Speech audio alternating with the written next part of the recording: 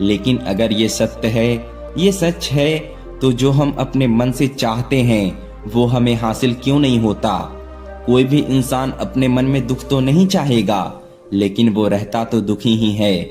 हर इंसान अपने मन से तो कामयाब होना चाहता है, खूब पैसा कमाना चाहता है, लेकिन फिर भी वो कामयाब नहीं होता। भला ऐसा दुनिया में कौन इंसान होगा जो अपने मन में यह सोचेगा कि मैं नाकामयाब रहूं या मैं पैसा ना कमाऊं। सोचने की बात है। तो इसमें दो चीजें निकल के सामने आती है, या तो वो महापुरुष गलत थे जिन्होंने यह बात बोली कि मन से चाही हुई चीज हासिल हो जाती है, या फिर हम गलत हैं। आज की जो मैं आपको कहानी सुनाने वाला हूँ, उसे समझने के बाद आपको एक ऐसा मंत्र पता चलेगा जिससे आप यह समझ पाएंगे कि अपने मन से कोई भी चीज कैसे करवाई जाती है, मन में किसी भी बात का बीज कैसे बोया जाता है। ये इस कहानी से आपको अच्छी तरह से समझ में आ जाएगा, और इससे आप यह भी समझ पाएंगे कि आकर्षण का नियम कैसे काम करता है। कहानी छोटी सी है लेकिन बहुत ही गहरी है। इससे पहले कि आप इस कहानी में खो जाएं, इस चैनल को सब्सक्राइब जरूर कर लीजिए।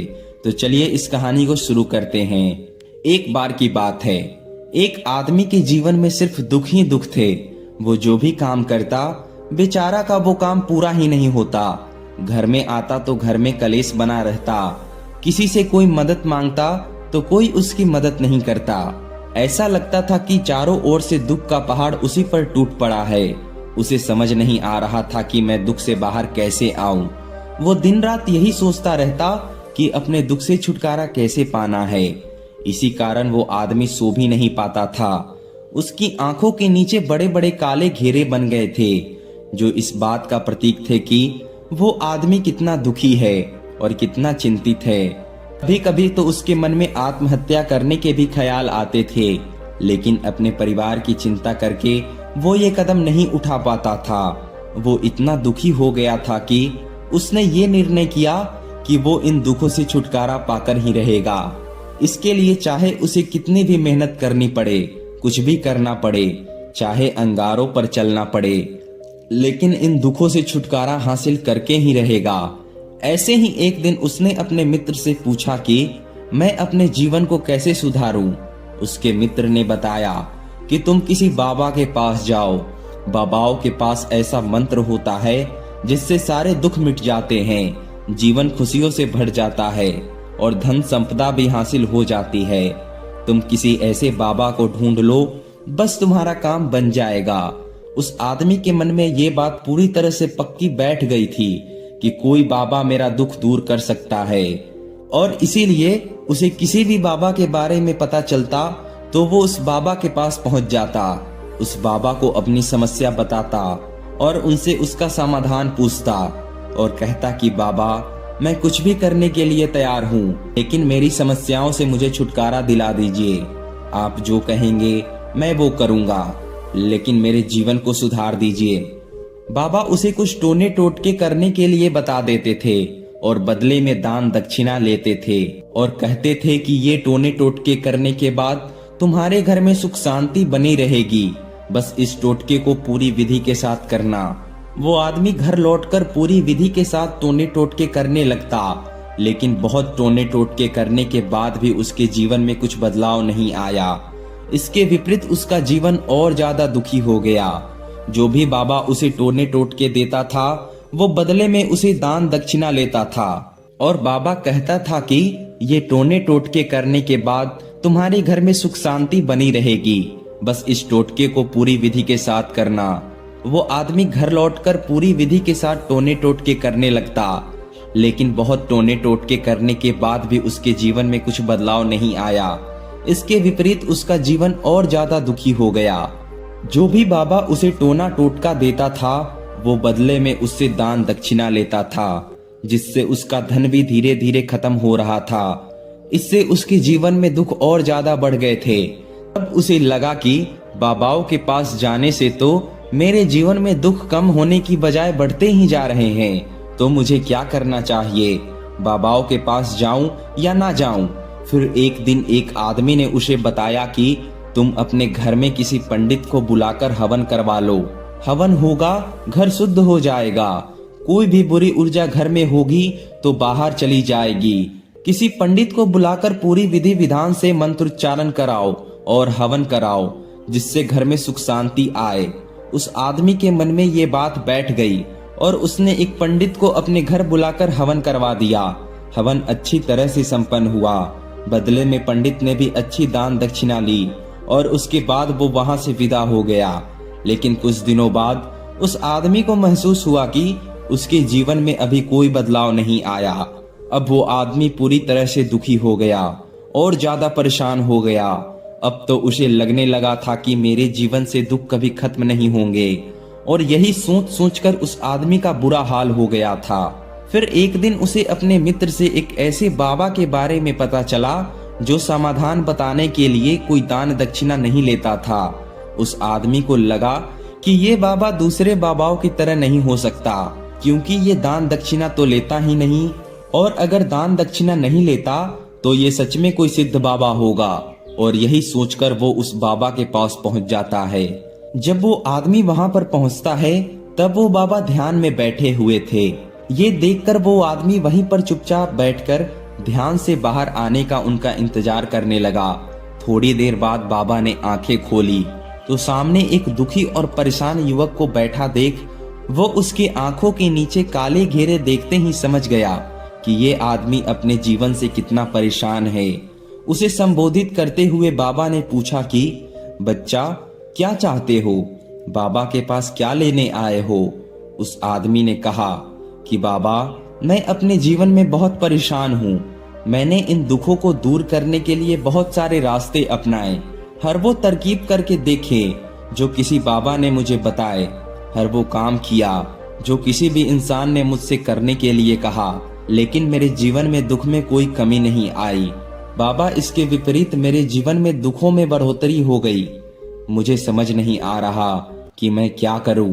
कभी कभी तो मैं आत्महत्या करने की सोचता हूं, लेकिन अपने परिवार के बारे में सोचकर मैं यह कदम नहीं उठा पाता।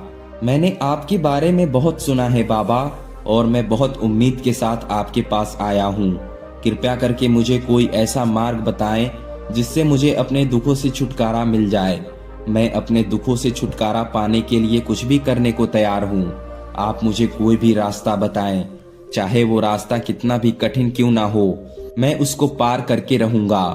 बाबा ने महसूस किया कि आदमी तो सच में बहुत परेशान है। बाबा ने उसकी बात सुनकर कहा कि बच्चा, दुखों को दूर करने के लिए मंत्र ऐसे ही नहीं मिलते। मंत्र पाने के लिए कुछ करना पड़ता है। तुम कुछ कर सकते हो। ये सुनकर पहले तो उस आदमी ने सोचा कि बाबा भी मुझसे दान दक्षिणा ही मांगेंगे, लेकिन और कोई रास्ता ना पाकर उस आदमी ने कहा कि बाबा, आपको जितना भी धन चाहिए मैं देने के लिए तैयार हूँ, लेकिन आपका मंत्र सच्चा होना चाहिए, वो पूरा होना चाहिए, उसका फल मुझे मिलना चाहिए। उसके बाद में आप जो भी दान दक्षिणा लेना चाहते हो वह मैं आपको दूंगा। बाबा ने कहा कि दान दक्षिणा तो बहुत छोटी सी चीज है, मुझे वो नहीं चाहिए। इस पर वो आदमी सोच विचार करके बोला, तो बाबा, मैं अंगारों पर भी चलने के लिए तैयार हूँ, आप मुझे बस आज्ञा दीजिए। बाबा ने कहा कि अंगारों पर चलने वाली चीज छोटी है, मैं तुमसे नहीं करवाने वाला। मैं तुमसे जो करवाने वाला हूँ वो बहुत कठिन मंत्र है, तुम उसे पूरा कर पाओगे?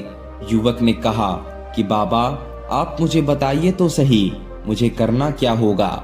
मैं कुछ भी करने को तैयार हूँ। इस पर बाबा ने उसे कहा कि यहाँ से जब तुम अपने घर जाओ तो रास्ते में अपने मन में ये दोहराती जाना कि आदमी बोला, बाबा, बस इतनी सी बात है, ये तो मैं चुटकी बजा के कर लूंगा, लेकिन इससे होगा क्या? बाबा बोले, इस मंत्र को करके देखो, वैसे भी तुमने इतने बाबाओं के मंत्र किए हैं, तो इस मंत्र को भी करके देख लो। उस आदमी ने सोचा कि कुछ दान दक्षिणा तो ले नहीं रहे और छोटा सा मंत्र है, इसे तो मैं कर ही लूंगा। वो बोला, ठीक है बाबा, मैं ये मंत्र जरूर करूंगा। वो आदमी ये कहकर वहां से उठकर चलने लगा, लेकिन जैसे ही वो चलने लगा, पीछे से बाबा ने बोला कि बच्चा, एक बात याद रखना, जब तुम ये मंत्र अपने मन में दोहराओ तो तुम्हारे मन में बंदर के विचार नहीं आने चाहिए, बंदर का ख्याल भी नहीं आना चाहिए, तभी ये मंत्र सिद्ध होगा। वो आदमी बोला, मुझे तो आज तक बंदर का कोई विचार नहीं आया, तो अब क्यों आएगा? आप चिंता मत करिए बाबा, मैं बस मन में यही दोहराऊंगा कि मैं सुखी हूँ, मैं सुखी हूँ। इसके अलावा बंदर का कोई विचार मेरे मन में नहीं आएगा। ये कहकर आदमी वहां से चल दिया। वो अपने मन में मैं सुखी हूँ, मैं सुखी हूँ ये तो दोहरा रहा था। वह थोड़ी दूर ही चला था कि उसके मन में अचानक बंदर का ख्याल आ गया। बंदर का ख्याल एक बार आया और चला भी गया, लेकिन उस आदमी ने सोचा कि आज तक तो मुझे बंदर का कोई विचार नहीं आया, ये आज बंदर का विचार क्यों आ गया? और ऐसे करके उसने उस बंदर के विचार को पकड़ लिया। वो ये भूल गया कि मुझे क्या मंत्र दोहराना है, और वो बंदर के बारे में सोचने लगा। लेकिन जब थोड़ी देर बाद उसे फिर से होश आया तो वो फिर से वही मंत्र दोहराने लगा जो बाबा ने उसे बताया था, मैं सुखी हूँ, मैं सुखी हूँ। लेकिन अचानक से उसे एक बंदर दिखाई दिया और ये देखकर उसके मन में फिर से बंदर का विचार उठ गया। वो बंदर के विचार को बाहर फेंकना चाहता था। वह चाहता था कि मेरे अंदर किसी भी तरह का बंदर का विचार ना आए, लेकिन उसके सामने तो बंदर ही दिखाई दे रहे थे। ऐसे ही जहोदत करते करते वो घर पर पहुंच गया और घर पर पहुंचने के बाद अपनी पत्नी को कहा कि हे बंदरिया, मुझे खाने में बंदर परोसो। और जब उसे एहसास हुआ कि उसने क्या बोल दिया तो वो अपने बाल नोचने लगा। वो दीवारों में सर मारने लगा कि आज तक मुझे बंदर का कोई विचार नहीं आया और आज मुझे ये क्या हो गया है कि मुझे हर जगह बंदर ही बंदर नजर आ रहे हैं। ये कैसी माया है? यही सोच सोचकर वो आदमी रात भर सो नहीं पाया। रात भर करवटें बदलता रहा और सुबह उठकर सीधे उसी बाबा के पास पहुंच गया और उसके चरणों में गिरकर कहा कि बाबा, पता नहीं क्या चमत्कार हो रहा है, आज तक मुझे बंदर का कोई विचार नहीं आया, लेकिन कल जब से आपने मुझे कहा कि बंदर का विचार नहीं आना चाहिए, तब से मुझे हर जगह बंदर ही बंदर नजर आ रहे हैं। उस आदमी ने कहा कि बाबा, मुझे तो आपके पीछे पेड़ पर बैठा हुआ बंदर भी केले खाते हुए दिखाई दे रहा है। ये हो क्या रहा है बाबा? ये सुनकर बाबा हंसने लगे। बच्चा, मन का जाल एक ऐसा जाल होता है जिसे समझ पाना इतना आसान नहीं है। बंदर तो तुम्हारे रास्ते में पहले भी आते थे। जब तुम मेरे पास आए थे तो इन्हीं पेड़ों पर ये बंदर घूम रहे थे, लेकिन तब तुम्हारे ध्यान में ये बंदर नहीं था। तब तुम्हारे ध्यान में सिर्फ अपने दुख थे। इसके बाद बाबा ने उसे बताया कि बच्चा, हम जिस चीज से भी दूर भागना चाहते हैं वही चीज हमारे मन में बहुत गहरी प्रविष्ट हो जाती है। वो हमारे अंतर मन में समा जाती है। असल में हम जिस चीज से भी छुटकारा पाना चाहते हैं उससे छुटकारा इसलिए पाना चाहते हैं कि वो हमारे साथ बहुत गहरी से जुड़ी हुई है, और हम जितना ही उससे छुटकारा पाना चाहते हैं वो उतना ही गहरी हमारे मन में बैठी चली जाती है और आखिरकार वो हमारे अंतर मन में छा जाती है। ऊपर से तो हम चाहते हैं सुखी होना कि मैं सुखी हूँ, सुखी हूँ। हमारे होठ भी यही बोलते रहते हैं, लेकिन हमारे मन में दुख समाये होते हैं। हमारे विचारों में, हमारे मन में हमें दुख ही दुख दिखाई देते हैं। इसीलिए अपनी जुबान से बार बार ये बोलने से कि मैं सुखी हूँ, मैं सुखी हूँ, हम सुखी नहीं होंगे जब तक यह मंत्र हमारे अंतर मन में प्रवेश नहीं होगा। इस पर उस आदमी ने पूछा कि बाबा, लेकिन ये मंत्र हमारे अंतर मन में प्रविष्ट कैसे होगा? बाबा ने कहा कि बच्चा, अपने दुखों से लड़ना बंद कर दो। जब तक तुम अपने दुखों को दूर करने का सोचते रहोगे तब तक वो दुख तुम्हारे अंतर मन पर राज जमाए बैठे रहेंगे, और जिस दिन तुम उन दुखों के बारे में सोचना ही छोड़ दोगे, उन दुखों से छुटकारा ही नहीं पाना चाहोगे, उसी दिन से तुम्हारी जिंदगी से दुख गायब हो जाएंगे। क्योंकि किसी भी चीज से छुटकारा पाने के लिए हमें उस चीज के बारे में सोचना पड़ता है, और हम जितना ही उस चीज के बारे में सोचते हैं वो उतना ही गहरी हमारे मन में प्रविष्ट होती चली जाती है। हम अधिकतर समय दुखों के बारे में ही सोचते रहते हैं। हम यही सोचते हैं कि हमारे जीवन में दुख है और हमें इससे छुटकारा पाना है। इसी वजह से बार बार सोचने से वो दुख हमारे आंतर मन में प्रवेश हो जाते हैं और हमें एहसास भी नहीं होता। इसलिए अगर तुम दुखों से छुटकारा पाना चाहते हो तो दुखों से छुटकारा पाने के बारे में सोचना छोड़ दो। तुम्हें दुखों से छुटकारा मिल जाएगा।